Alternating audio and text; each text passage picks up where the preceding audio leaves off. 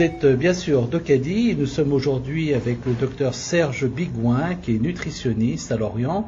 Alors docteur Bigouin, qu'est-ce que c'est que la chirurgie bariatrique? Je crois que ça s'appelle aussi la chirurgie de l'obésité.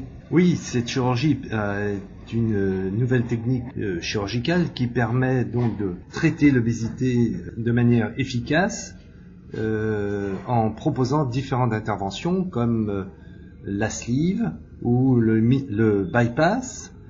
Alors quelle est la différence entre une sleeve et un bypass? Alors dans la sleeve, c'est une technique irréversible puisqu'on va enlever les 2 tiers de l'estomac.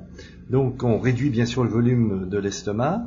Et comment on fait? On coupe, on agrafe? Alors l'intervention se fait grâce à un outil spécialement adapté qui consiste à couper donc les 2 côtés de parois de l'estomac et de les suturer en même temps.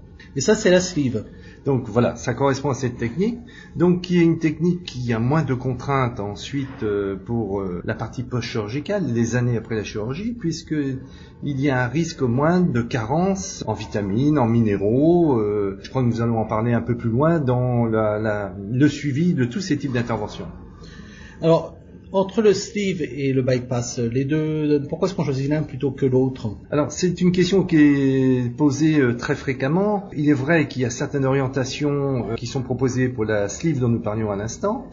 La sleeve est plutôt proposée pour les sujets jeunes, par exemple une femme qui n'a pas eu encore de grossesse. Et pour ce qui concerne le bypass, on le propose le plus souvent à des personnes d'un âge un petit peu plus haut de la trentaine, la quarantaine, et au-delà, en sachant bien sûr que à cet âge, il y a déjà de nombreuses complications de l'obésité, et après avoir fait l'inventaire de toutes ces complications liées à l'obésité, le choix peut s'orienter préférentiellement vers le bypass. Et alors, il y a aussi l'anneau gastrique qu'on faisait il y a quelques années. Est-ce que ça se fait toujours? Est-ce que les résultats sont superposables?